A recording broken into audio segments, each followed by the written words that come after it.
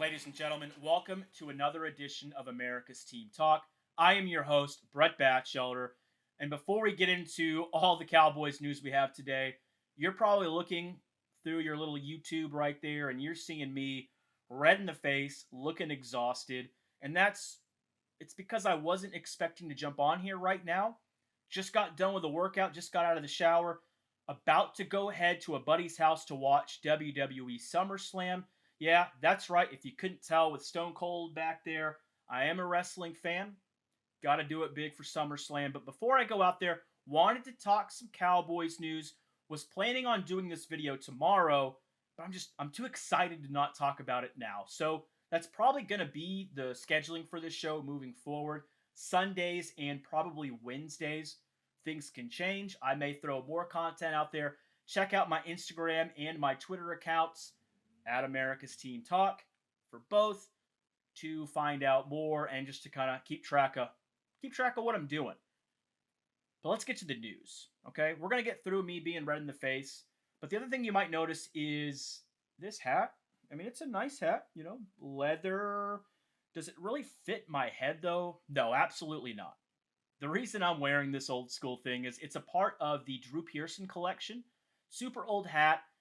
And it relates to what I want to start this show off with. We've got some exciting news for Drew Pearson. Finally, it looks like he's going into the Hall of Fame. Well deserved. He has been named a senior finalist for the 2021 class. And his credentials, they speak for themselves. He had over 7,800 yards receiving, 50 total touchdowns. He was a 3-time All-Pro and 3-time Pro Bowler. A member of the All-Decades team for the 70s. And if you remember or are aware of that term, Hail Mary, he was the guy that caught the first one from Roger Staubach in 1975 against the Minnesota Vikings. So, you see my Dez jersey in the back. That is not a CeeDee Lamb jersey. It's a Dez jersey, and we'll talk about him in a second. But the original 88 will join the Playmaker as two 88s in the Hall of Fame, more than likely, going into 2021. That's very exciting. Congratulations to Drew Pearson. Well deserved, well overdue. And if you heard the phone call that he got this week saying he was a finalist, you could hear the gratitude, and it makes it all the more exciting just knowing how long he's waited for this, that it finally looks like it's his time. And you know he's going to be electric when he gives his Hall of Fame speech. So let's go to another 88, another former 88. Dez Bryant, my guy, probably my favorite Dallas Cowboy in the last 10 to 15 years. We know he got cut from us a few years back, and then he had the injury after signing with the Saints. Has not been in the league since. This week, he did have a workout with the Baltimore Ravens. He got the workout, left without a deal. Does that mean he won't get a deal from them in the future? Does that mean he had a bad workout? Not necessarily. I have not seen a whole lot on this other than the fact that he did leave without a deal. But what do you guys think? Would you guys be okay with seeing our last big number 88 putting on another team's jersey? He never really did for the Saints. Me personally, I'd love to see Dez get another shot. There's certain teams I don't want to see him play for, but I think Dez deserves a shot, and he certainly could be a second or third option for a team that doesn't have the weapons that, let's say, our Dallas Cowboys have. So, again, let me know in the comments. What do you think about Dez? Should he get a deal? Should he not get a deal? Should he just call it a career? What do you think? Let's go over to some quick Cowboys notes. We've got a lot going on in training camp. And in my last video, I talked about Gerald McCoy rupturing his quad and being out for the season. As you may know by now, he has been released due to a clause in his contract where the contract can be void due to injury, and that's what happened. They did release Gerald McCoy. Both sides are interested in him returning next year, so that's a good sign, but he's not going to be with the team as I had hoped in the previous video. He said he will mentor the young guys from afar, but he will not be allowed on campus. Big bummer. Love this guy. Great guy on and off the field. Would have been great to have in the locker room. Hope to have him back next year. But we did have the D-line coach, Coach Tom Sula, come out this week and say some pretty positive things. We were questioning on the last video who would step up, and it looks like so far Tom Sula happy with the young guys. He expressed that Gallimore is an absolute monster, and the big question mark, our second round draft pick last year, Tristan Hill, he said he's grinding.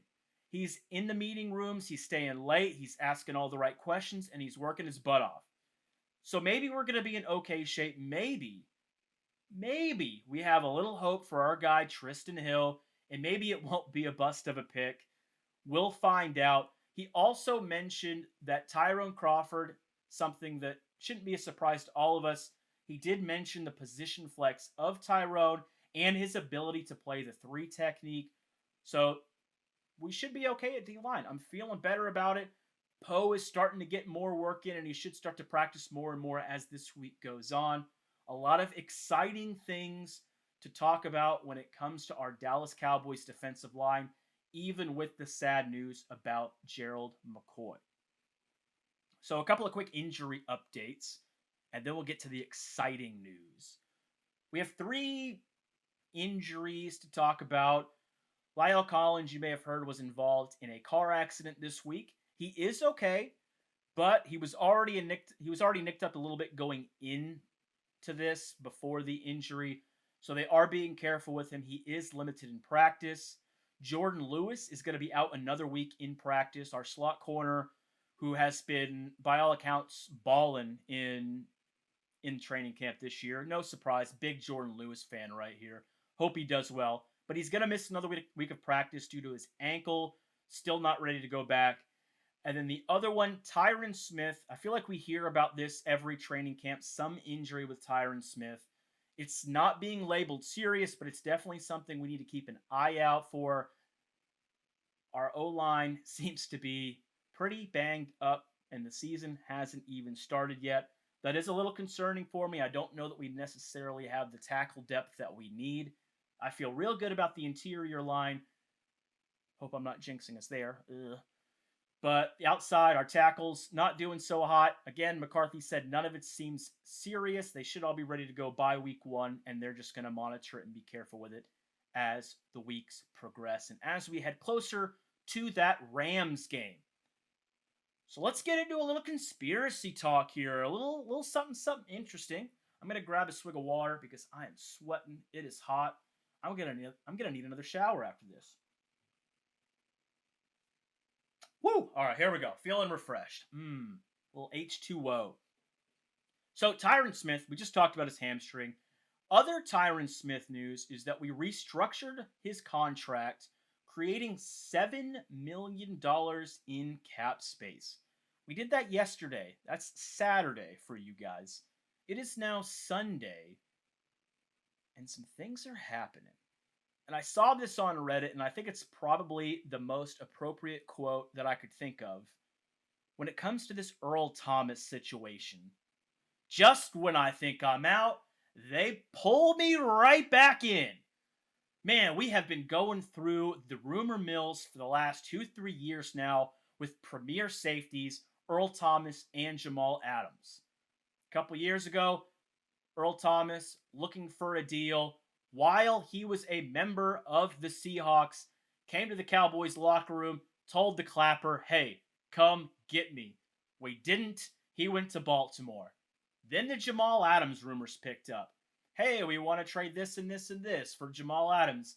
Didn't happen. He goes to the Seahawks this offseason for a ridiculous haul by the Jets. Glad we did not do that trade, by the way.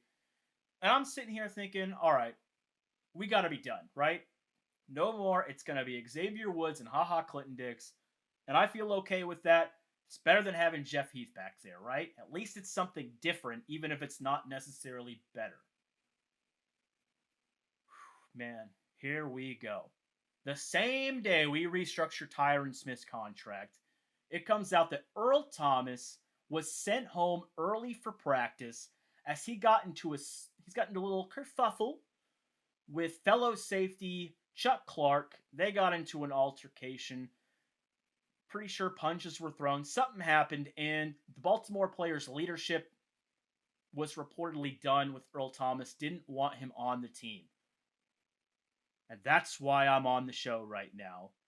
because a few hours ago it came out Earl Thomas has been released by the Baltimore Ravens and is set to become a free agent here pretty soon.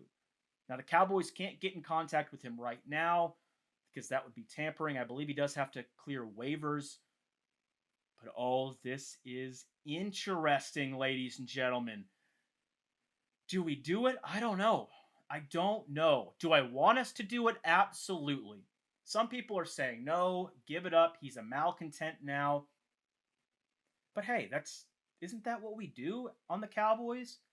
We take the bad boys and we ride with them. See what happens. He's always wanted to be a Cowboy, just like what Everson Griffin said earlier this week, just like Gerald McCoy said in March. They grew up Cowboys fans. So did Earl Thomas. He played at the University of Texas. Can we get him on a cheap deal to come home and be in that backfield, really helping to secure our secondary? How good would you guys feel with a safety rotation of Xavier Woods, Earl Thomas, and HaHa Clinton-Dix? And you can have Darian Thompson.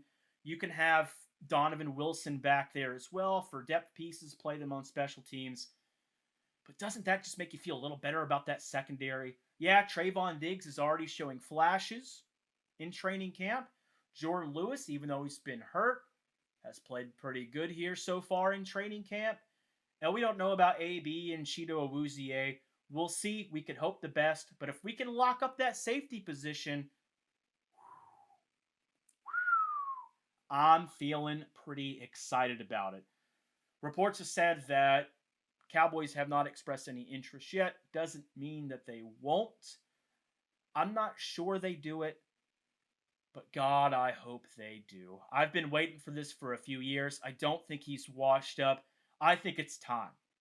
I know we've got COVID going on, and I try to get through this whole video without talking about that damn disease, but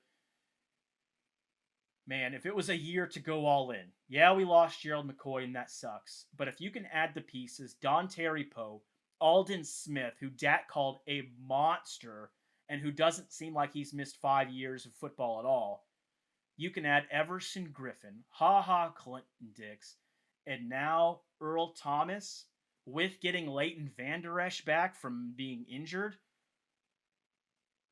Oh my God. We could be on to something, guys. This could be it. I'm tired of saying every year that the road to the Super Bowl has been paved.